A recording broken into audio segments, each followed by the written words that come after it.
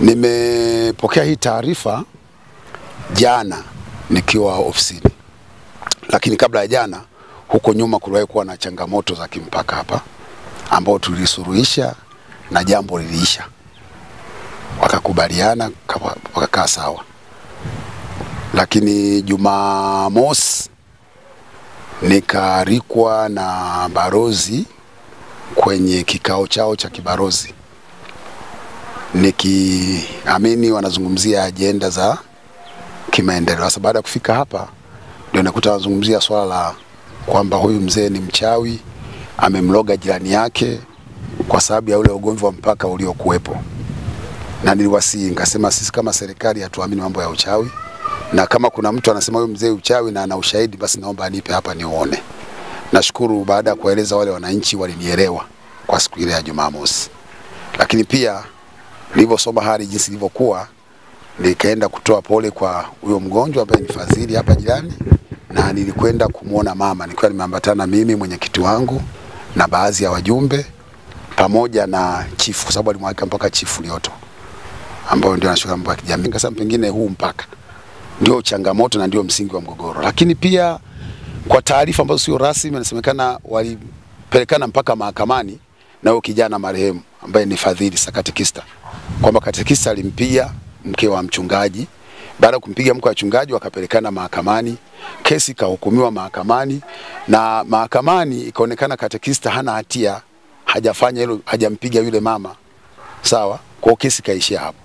Wakarudi. Waliporudi mchungaji inasemekana inena maneno kusema kwamba mimi nitamuomba Mungu wangu atanijibia. Baada ya siku 3 kutoka siku hiyo alipotamka hayo maneno, yule kijana anasema alianza kuharisha. Mpaka umauti unamkuta kijana alikuwa anaharisha. Ametembea kwenye hospitali mbalimbali, ingawaje sikupata ushahidi wa vielelezo. Hayo ni maneno ya kuambiwa. Aliwahi kwenda Ikonda wakampima, wakasema haoni ugonjwa. Mwisho wa siku akarudi kujiuguza hapa. Kabla ya huo mkutano ambao walinialika nije nihudhurie, huo mwisho nafikiri ilikuwa kama sio tarehe 13, tarehe 12.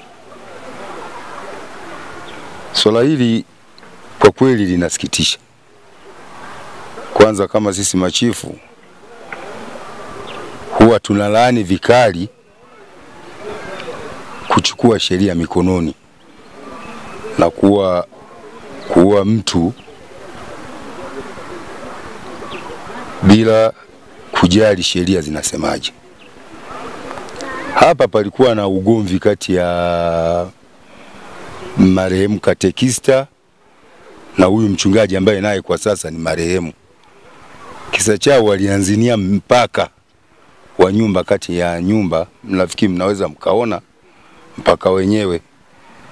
Yaani walijaribu kusuluhisha, wakakaa kwa mabalozi, nasikia walipelekana mpaka mahakamani.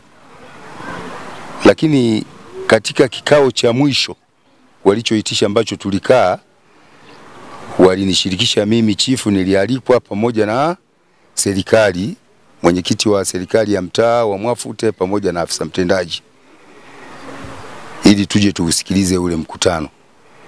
Lakini ule mkutano ulisimamiwa kwa sheria inavyosemekana. Huyu mchungaji alikiri kwamba amehusika kwa namna moja ama nyingine katika maradhi ya yule kijana.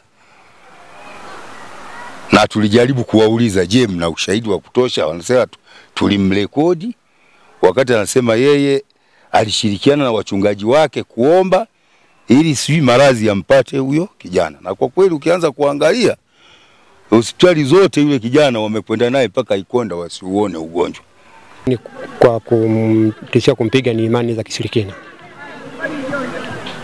Kama yani kusui mipaka.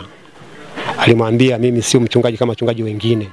Huu mpaka mimi ni wa kwangu sio wa kwako. Katekista baada ya vitisho hivi kutokea mwaka jana mwezi wa 12 akaanza kuumwa. Baada ya vitisho vile vya mchungaji.